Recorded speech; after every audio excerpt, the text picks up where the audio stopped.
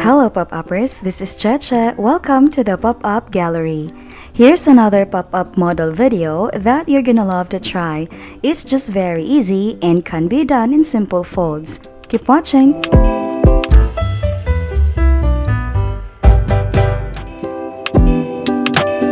This is our base card, 8.5 by 13 inches in 200 GSM, but we will use only the half of it.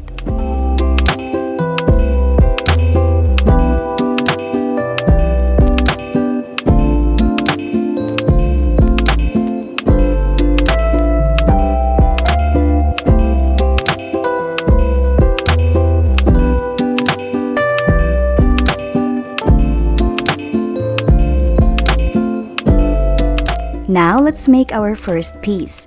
It's a square piece of board in 180 GSM, measured in 3 inches by 3 inches. Oops, don't forget the tab. The tab is not included in the measurement of the 3 inches. That only depends on you how wide you want it to be. This excess area will be the tab, which will be attached onto the base card.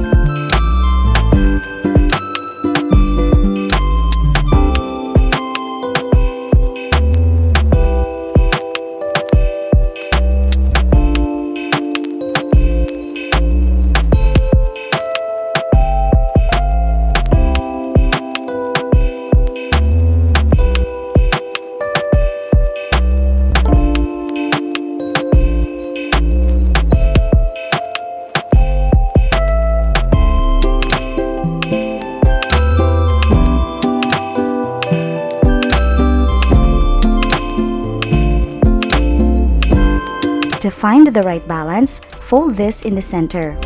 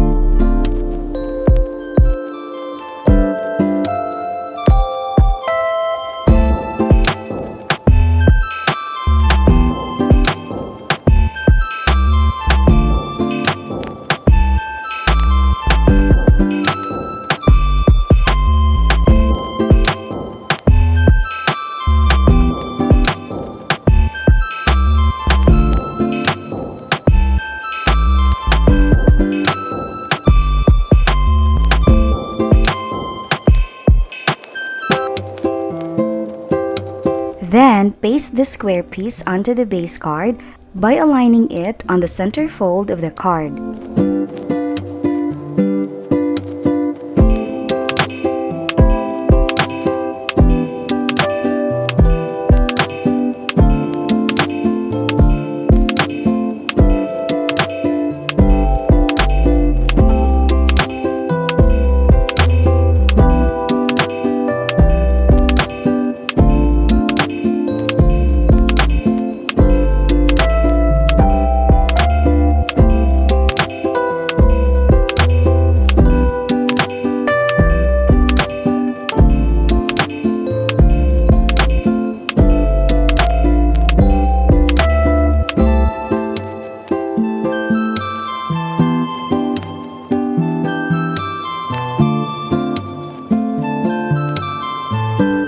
Okay, next, the second piece.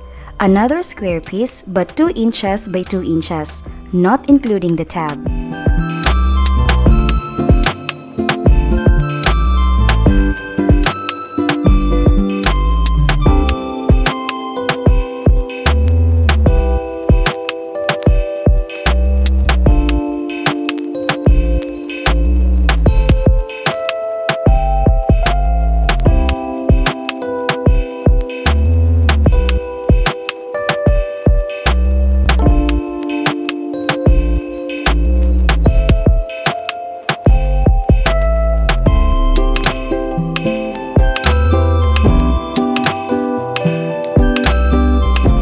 Paste them on both sides of the first piece by aligning them at the center fold, just like what you see in the video.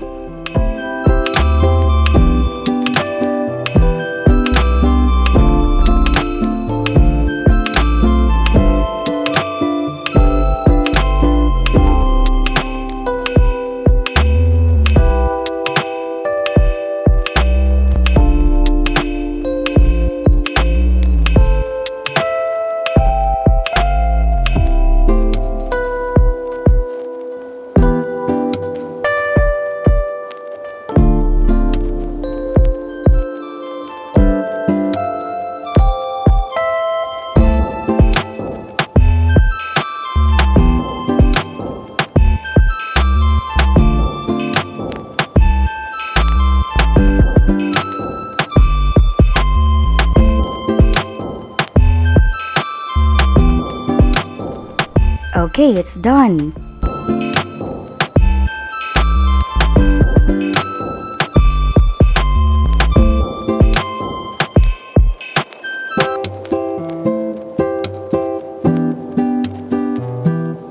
I am wondering, maybe we can also design this in different way if it is in opposite position like this, right? Well, I think in pop-up books or card, as long as there is foldable area, you can always put a pop-up element there.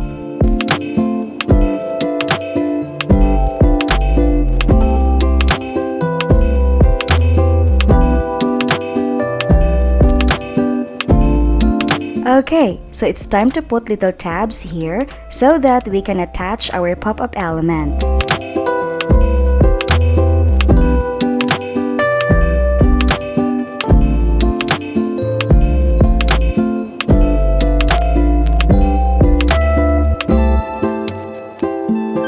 These little tabs are 2.5 inches.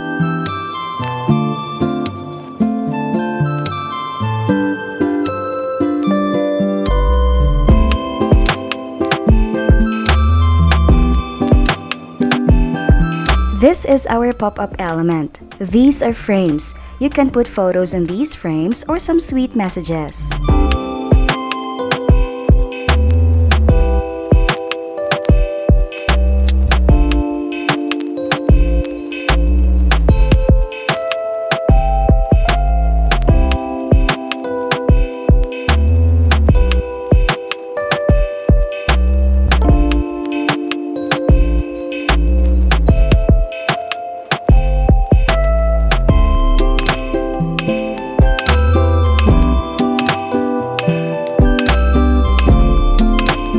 There are two options how we can attach this onto the tabs. First is to insert this between the tabs like this. So here it is, the elevated frames.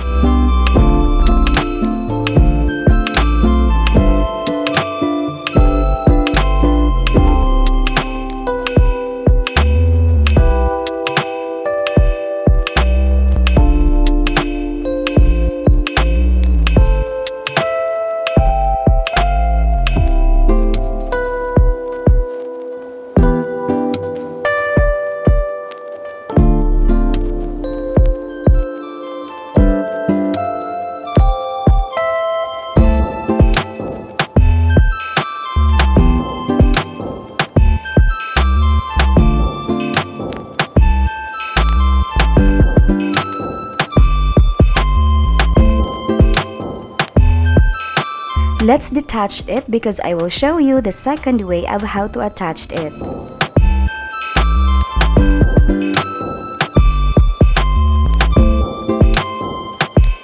Oh, by the way, this is a little long for me. I want to make it shorter. So instead, I just want it to be in 3 inches.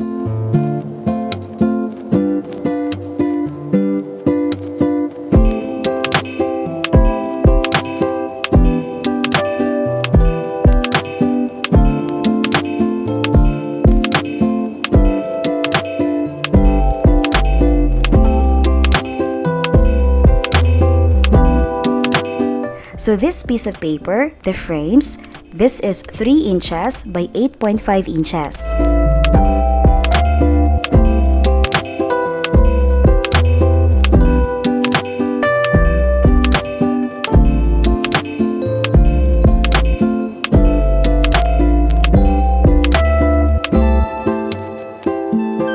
So, the second way of attaching it onto the tabs is to align the center fold of the frames on the center fold of the blue pieces on the base card.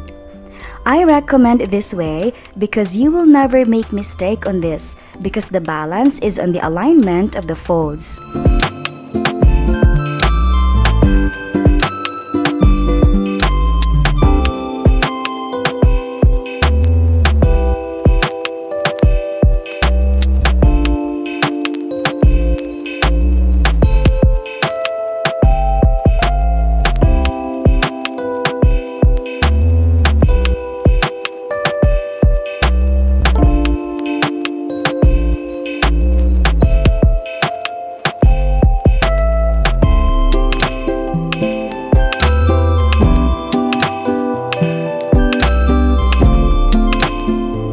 Alright, so you see, this is our elevated frames.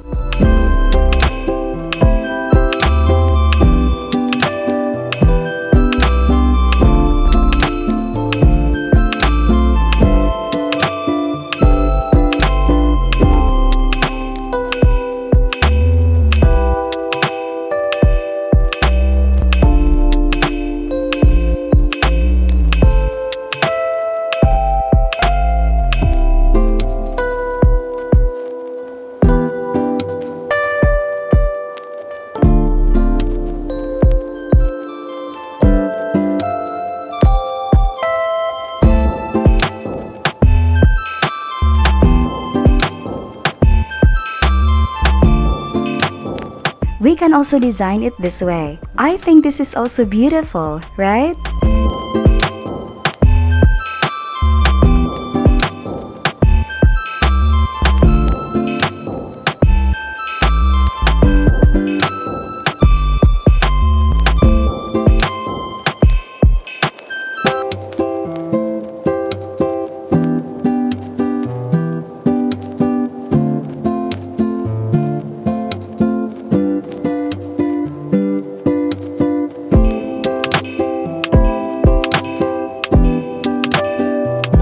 If you want to get rid of this tip here, you can cut it out entirely.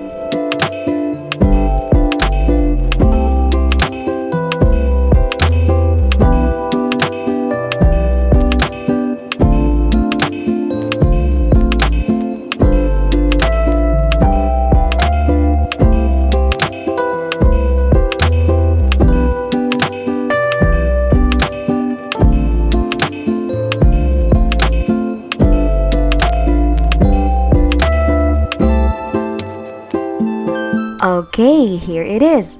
Our pop-up elevated frames is done. You can make it appear above or below. Either way, it's wonderful.